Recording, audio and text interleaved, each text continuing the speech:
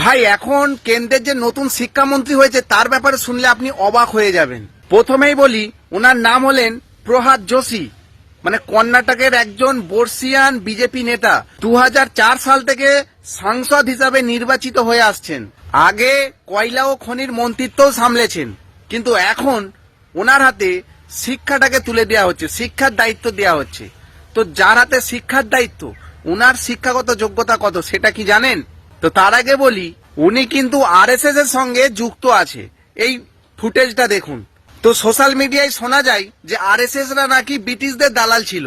তো আমার মুখের এই কথাটা আপনাদের বিশ্বাস হবে না, কিন্তু এমন একজন বলেছে, সেটা শুনলে অবশ্যই আপনাদের বিশ্বাস হবে। সেই ভিডিওটা দেখুন। বিজেপির যারা ঠাকুরদা ছিল, জনসংঘ, আরএসএস, তারা স্বাধীনতা আন্দোলনে ব্রিটিশের দালাল ছিল। তো বিশ্বাস করেছেন তো? ওনার শিক্ষাগত যোগ্যতা হলো বিএ পাস। তো পুরো ভারতের শিক্ষা ব্যবস্থা সিস্টেমকে যিনি পরিচালনা করবেন, যিনি চালাবেন, তিনার শিক্ষাগত যোগ্যতা হলো বিএ পাস। দুঃখের বিষয় হলো, আমার মনে হয় সারা ভারতে আর কোনো শিক্ষিত মানুষ ছিল না। ব্যাপারটা বুঝতেই পাচ্ছেন। বাকিটা আপনাদের মতামত কমেন্টে জানাবেন আর ভিডিওটিকে শেয়ার করে দেবেন।